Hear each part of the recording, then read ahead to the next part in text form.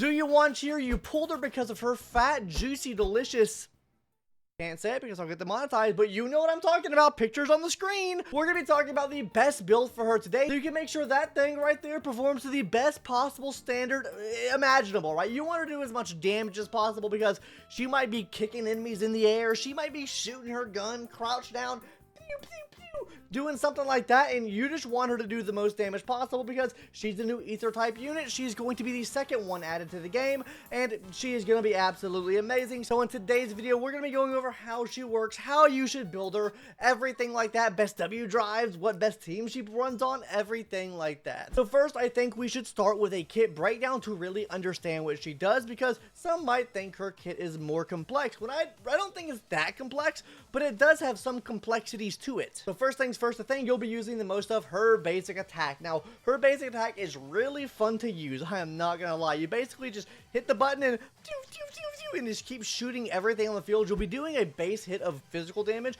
and then on top of that, you'll be doing some ether damage as well, right? Ether damage is going to be the main crux of like the damage she's gonna be doing. While you are dealing some physical damage, it's not worth it to maybe say like put something that increases physical damage on her when her main source of damage is going to be ether. But we'll get more into that later on in the video when we talk about what her build is and then what a W engine she uses as well. I also should mention this as well. Each time you use her basic attack, it does count as a dash as well. So that means if the enemy is going to hit you and you use her basic attack and you're swapping, like doing like a move in between basic attack 1, basic attack 2, it does count as a dash attack. That's going to be the initial basic attack that you can use. There's a separate basic attack you can use by holding down the attack button.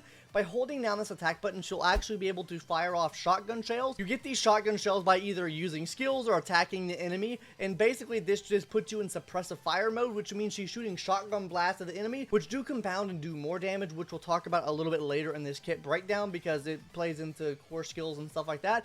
But that's the basic breakdown of what she is going to be doing there. So next, let's go ahead and talk about the skill and the EX skill. First of all, the basic skill, you'll be able to spam it 3 times. She shoots 3 shotgun bucks off. It's not going to be the same buckshots that you get when you're actually building her bullets up, but what this is going to do is basically shoot 3 times at the enemy. You're going to be in an anti-interrupt state here, so that means if you were to say let's get hit by an enemy that were to knock you back, you won't be able to be interrupted during this. But her EX skill is going to be a little bit different because of the fact whenever you do this, she kind of shoots an explosion off. Think of Grace whenever she throws her grenades out or whatever. It's basically the same thing as that. She throws a barrage of buckshots out towards the enemy. These things are going to explode, deal ether damage, and then on top of this, you'll be getting 3 bullets back to your gauge, which that means you can go into suppressive fire mode more. So it's going to be really beneficial to build some extra energy regen into her kit so you're able to use this as much as possible just so you can more effectively build those bullets back up. Next is going to be her ultimate move in chain attack. What the ultimate move is going to be doing is basically whenever you activate it, she's going to be shooting out lasers and rockets towards your enemies and then be giving you 3 enhanced shotgun shells on top of that. So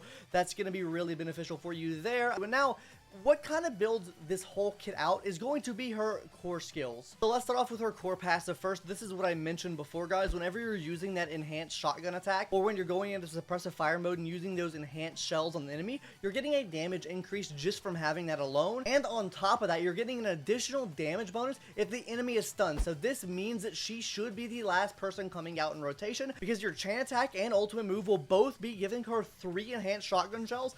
Meaning if you swap into her and then pop ult, you're at 6 shotgun shells already. You pop this off on an already stunned enemy, you're getting an absolutely huge damage multiplier just to destroy the enemies completely. Hold that big boy down. Boom, boom, boom, boom, boom. The enemies are dead super quick, like super quick. But it doesn't stop there because she does have an additional ability with her core passive, and that's going to be if there is a support character or a character of the same faction of her on the field, she's getting a huge 30% crit rate increase for 10 seconds whenever using EX, chain, or ultimate move.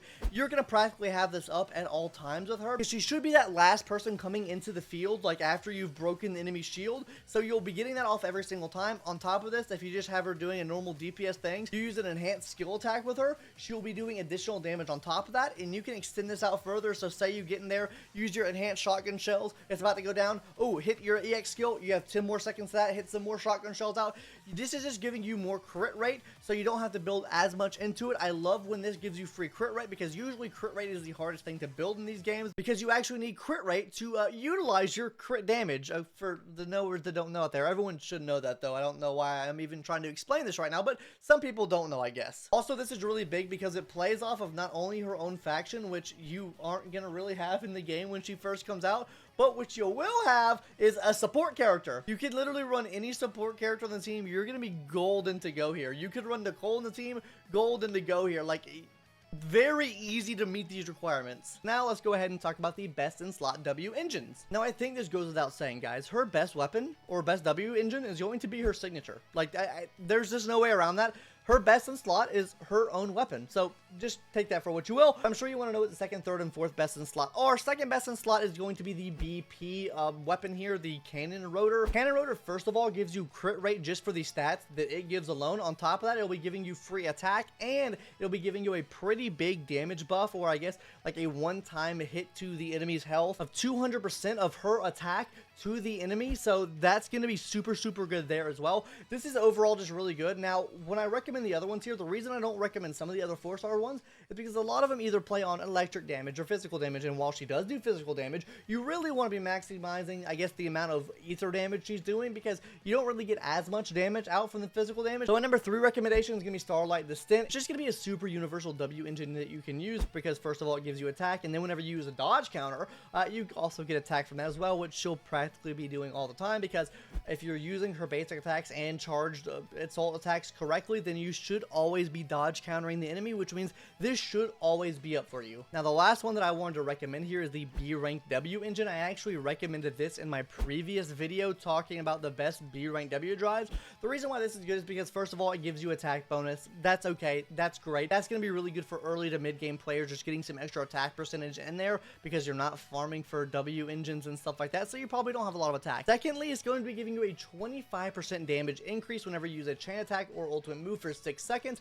This means you will have to time things a little bit better with her. That means you're going to have to use a chain attack, come into battle, after 6 seconds, pop ult so you get the damage increase yet again, and then continue with your barrage on the enemies. This can work for her. This can be good for her if you have nothing else, and I do recommend this W engine. Now, as far as W engines go, that's all that I really have to recommend there. Like, there's some options she can use. She doesn't have like the best options in here, or like the most varied amount of options here, which is okay because the ones that I did mention today are pretty free to play options. Hell, even the third and fourth best one I mentioned, you can craft them in the shop where you make W engines at, so you can get either of those from there as well. But that's all that I kind of want to say about her W engines. Now, let's go ahead and talk about her best in slot disk drives now. But before we hop into that, hit that subscribe button, because look at these cheeks right here. Look at the booby action here. If you want cringe, copium, and maybe a little sus content, hit that subscribe button, gamers. Your boy would really appreciate it. But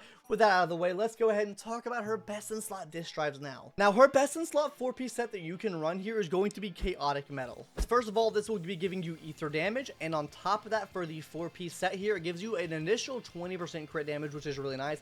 But whenever you're able to actually use corruption on the enemy, every time you use corruption on the enemy, you will be getting a stack that increases that crit damage even more, up to a max of 53% extra crit damage. If you're building her the way that I recommend building her today, then this is going to be super, super clutch for you, because this allows you to actually get the crit rate up where she needs to be at, and then give her more crit damage so she's able to pop off even more. And that's why I think that is going to be the best 4-piece set for her, but I don't think that's the only 4-piece set you can run. I think Woodpecker Electro is a pretty universal set that you can use on any DPS character in the game.